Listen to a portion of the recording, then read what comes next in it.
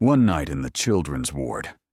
I was 14 years old when I learned that hospitals don't protect you from what's already decided to find you. They feel safe because they are full of people. Because there are lights that never turn off and voices echoing down hallways at all hours of the night. Because someone always tells you help is nearby. That feeling is a lie. After that night, I avoided hospitals whenever I could. Even now, as an adult, the smell of disinfectant mixed with damp air makes my stomach twist. I can't sit in waiting rooms without feeling watched. I don't sleep well if there's a window nearby. Back then, I didn't know any of this yet. I won't explain how I ended up there. It doesn't matter. The reason I was admitted has nothing to do with what happened. It could have been anything. What matters is that I was young, alone, and trusted that adults knew what they were doing. The children's ward sat on the first floor of an aging regional hospital, the kind that hadn't been renovated in decades. The walls were painted an optimistic green that had dulled over time, covered with murals meant to make sick children feel comforted. Cartoon animals, fairy tale characters, smiling suns. Up close, the paint was cracked, faces were warped, eyes stared in slightly different directions. The layout of the ward was simple. A long corridor bent sharply at a right angle, forming an L shape. If you stood facing the entrance, patient rooms lined the entire left side. On the right were the nurses' station, a shared bathroom, a bathing room, and 2 procedure rooms. No cameras, no locked doors, no alarms. And beyond the windows, forest. The hospital stood right at the edge of a dense pine woodland. From the windows, you could see nothing but tree trunks and darkness. At night, the forest swallowed all light. A rusted metal fence separated the hospital grounds from the trees, but it leaned at odd angles, bent and broken in places. It looked more symbolic than functional. I stayed there a little over 2 weeks. The first days passed slowly but quietly. I shared my room with 3 other kids, all older than me. We talked about school, movies, and how stupid hospitals were. At night, we listened to the sounds of the building, distant carts rolling, footsteps echoing, the low hum of fluorescent lights. It was boring, and boring felt safe. Then, one by one, they left. One kid got discharged early. Another was transferred to a different department. The third went to surgery and never came back to our room. By the start of the 2nd week, I was alone. I told myself it didn't bother me. I had the whole room to myself. No snoring, no whispered conversations after lights out. But when night came, the silence felt heavier than before. Too clean. Too empty. Every evening followed the same routine. Around 9 o'clock, the night nurse made her rounds. She handed out pills and a small plastic cup of cloudy liquid to anyone who needed help sleeping. Diphenhydramine. The first few nights I drank it without question. It knocked me out fast, dragging me into thick, dreamless sleep. Then, another patient told me it messed with your head, that it blurred dreams and reality, that some kids saw things after taking it. So I started pouring it down the sink when no one was watching. That decision would haunt me. The night everything changed, I delayed going back to my room. The ward felt strangely quiet, even for that hour. No crying, no coughing, no call buttons chiming. I sat at the nurse's station with the night nurse, helping her fill in crossword puzzles from a magazine someone had left behind. The fluorescent lights buzzed softly overhead. It almost felt normal. like the world outside the ward didn't exist. Then a shout echoed down the corridor, angry, sharp, afraid. A boy from one of the rooms ran toward us, pale and sweating. "There's someone at the window," he said, breathless. The nurse frowned. "What do you mean, someone?" "He's outside. Knocking." She picked up the phone and called security, asking them to check the grounds around the ward. Her voice stayed calm, professional. After she hung up, she stood and told us she'd go take a look. I followed her, my stomach tight. As we walked, the boy told us what happened. They were lying in bed, getting ready to sleep, when they heard light tapping on the glass. At first, they laughed, thought it was a prank. One of the kids got up to peek through the curtain. He didn't even finish pulling it aside.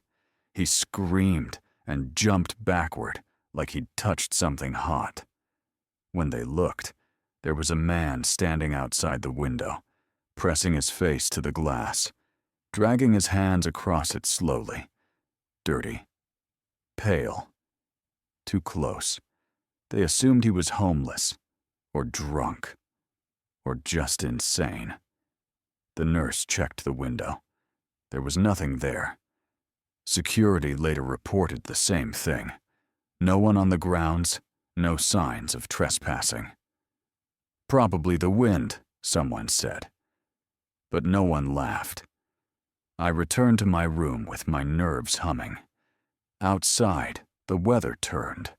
Wind howled through the trees, bending branches until they scraped against the building.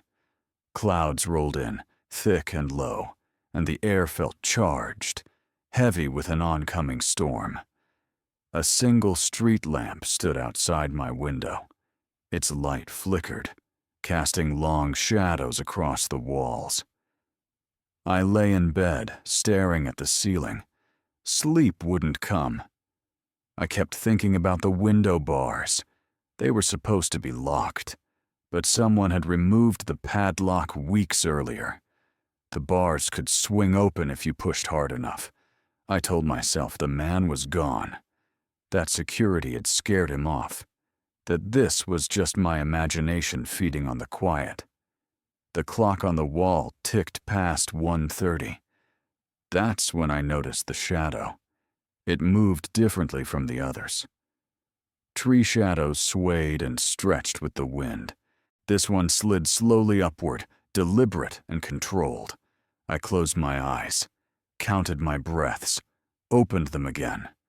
The silhouette stood upright now, human-shaped, too still, right outside my window. I told myself not to move, that whatever stood outside the window would go away if I didn't acknowledge it. People don't linger forever in the cold. Lunatics get bored. Shadows disappear when the light shifts. But the shadow didn't move. The street lamp flickered, its light stuttering like a failing heartbeat. Tree branches swayed violently, their shadows dancing across the walls in erratic patterns. And through all of it, that silhouette remained steady, pressed close to the glass. I could see the outline of shoulders, a head tilted slightly to one side, as if it were listening. I swallowed and forced myself to sit up. The bed springs protested loudly, echoing through the quiet room. I froze, waiting for the shadow to react. It leaned closer. My heart slammed against my ribs so hard it hurt. I slid my feet off the bed, searching blindly for my slippers on the cold linoleum floor. My fingers trembled as I found one, then the other. I stood slowly, every muscle tight, and took a step toward the window. With each step, the shape became clearer. It was definitely a man. Tall, thin, standing so close to the glass that I couldn't imagine how I hadn't heard him approach. His head hung forward unnaturally, chin nearly touching his chest. I stopped 3 steps from the window. The shadow raised an arm. Something tapped lightly against the glass. Once. Twice. The sound was soft but deliberate. Not the wind. Not a branch. Knocking. Panic surged through me. I turned and bolted for the door, heart pounding in my ears. The hallway was empty. The nurse's station sat dark and unattended, the desk lamp turned off. I hesitated, torn between running back to my room and staying where I was. I stayed. I sat on the couch near the station, hugging my knees to my chest, staring down the corridor that led back to my room. Every sound made me flinch. The distant rumble of thunder, the groan of the building settling, the hum of electricity. Minutes passed. Maybe more. Exhaustion dragged at me, and despite my fear, my eyes closed. Just for a moment. I must have drifted off. A hand shook my shoulder. I gasped and jerked awake to see the night nurse standing over me, her face stern and surprised. "What are you doing out here?" she asked. "There's someone outside my window," I blurted. "I saw him. He was knocking." She sighed, clearly unimpressed. "You're letting stories scare you. Come on." She walked me back to my room, flipped on the light, and checked the window. Nothing. No shadow. No movement. The storm raged on, rain streaking down the glass. She scolded me gently but firmly and told me to stay in bed. I lay there, staring at the wall, afraid to turn around. I don't know how long I lay awake before sleep finally took me. I woke to the sound of breathing, not my own.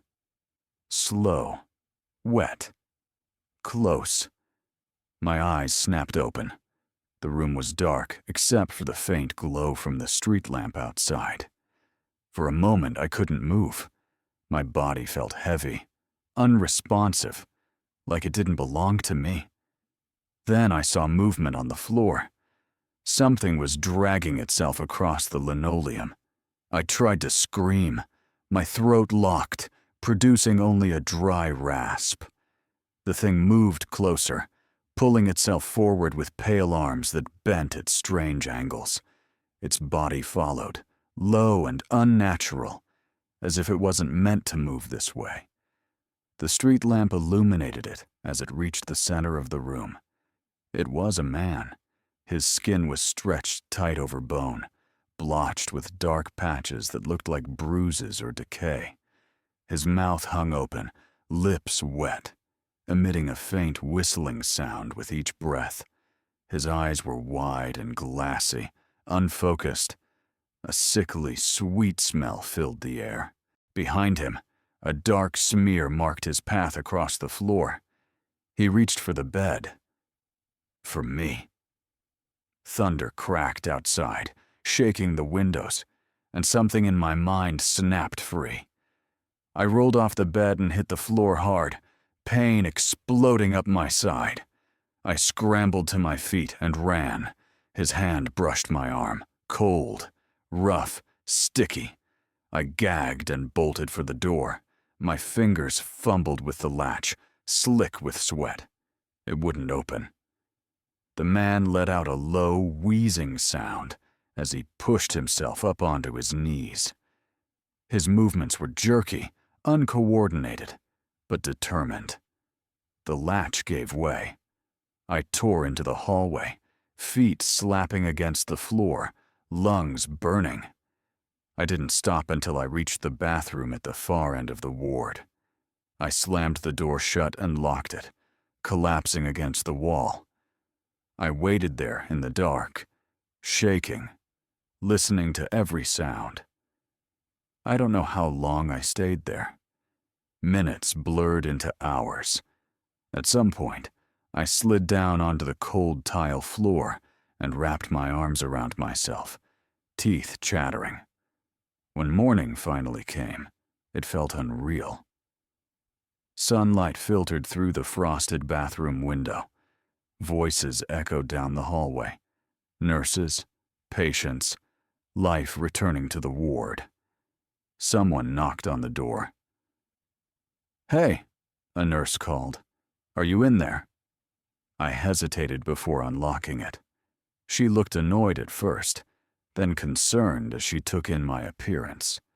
"What happened to you?" she asked. My voice cracked. There was someone in my room.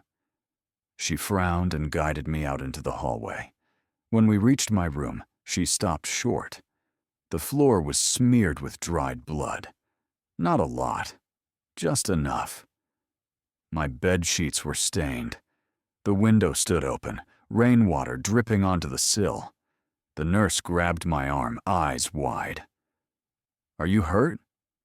I shook my head weakly. "Then whose blood is this?" I didn't answer. They moved me to another room that morning, a quarantine room, smaller. Locked. No one asked me to explain what I'd seen. Later that day, whispers spread through the ward. A body had gone missing from the morgue. A man, brought in overnight for identification. A criminal, a violent one. Then gone. I never saw the thing again. But sometimes, when storms roll in and the lights flicker, I still hear knocking. Soft. Patient. Waiting. They kept me in the quarantine room for the rest of my stay. Officially, it was because of stress and possible self-inflicted injury. That's what I overheard one of the nurses whispering when they thought I was asleep. According to the charts, I'd panicked, hurt myself somehow, and tracked blood through my room before locking myself in the bathroom like a frightened animal.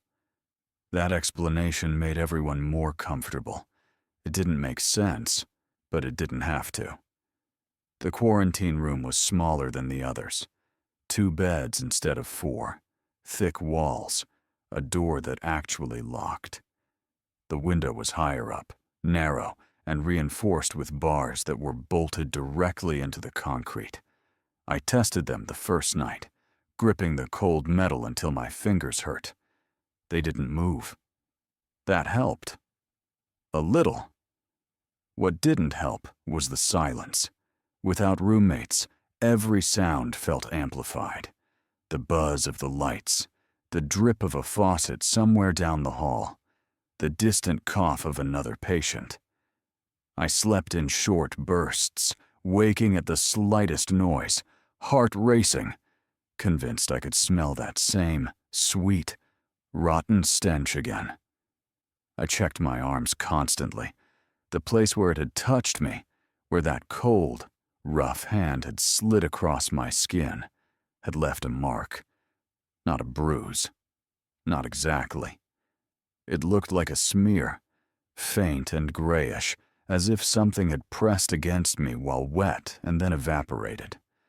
No matter how hard I scrubbed, it didn't fully disappear. The doctors came. They asked gentle questions. Did I remember hurting myself? Had I been taking my medication? Did I have a history of vivid dreams? I learned quickly what answers they wanted. Yes. No. Sometimes. When I told them about the man, they exchanged looks that said, "Poor kid."